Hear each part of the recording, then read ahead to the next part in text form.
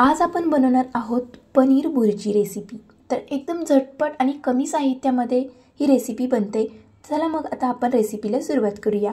तर इथे मी पनीर घेतलेला आहे 200 ग्रॅम। तर फ्रेश पनीर इथे वापरायचं आहे आपल्याला। तर हे पनीर मी पहिल्यांदा स्वच्छ धुवून घेतलेलं आहे। तर आता आपण हे पनीर किसून घेऊया।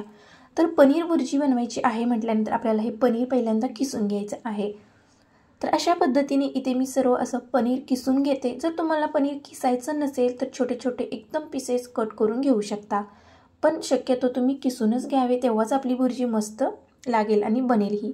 तर इथे सर्व पनीर किसून झालेलं आहे। तर आता आपण पनीरपासून भुर्जी बनवायला सुरुवात करूया।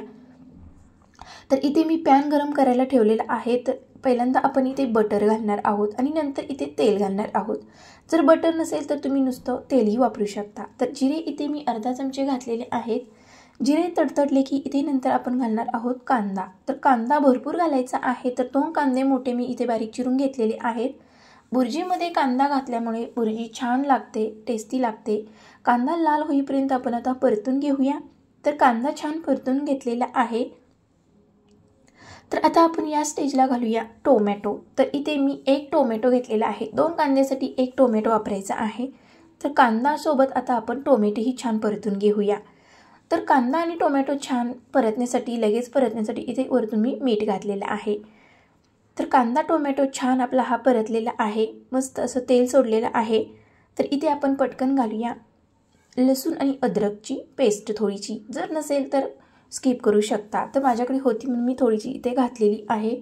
तर कांदा टोमॅटो सोबत इथे मी अद्रक लसूणची पेस्ट छान भाजून घेतलेली आहे। आता मसाले ॲड करूया। लाल मिरची पावडर, थोडीशी हळद, थोडासा गरम मसाला आणि घरचा काळा मसालाही वापरलेला आहे आणि नंतर इथे धना पावडर थोडीशी घातलेली आहे। तर आता आपण हे सर्व मसाले भाजून घेऊया। तेल सुटेपर्यंत आपल्याला छान हे परतून घ्यायचे आहेत मसाले। तर इथे सर्व मसाले परतलेले आहेत आणि थोडेसे पाणी घालून घेऊया। पाणी घातल्यामुळे ग्रेव्ही छान पटकन शिजली जाते, मसाले सर्व मस्त असे शिजले जातात। तर वरती मी 2-3 मिनिटसाठी झाकण ठेवलेलं होतं।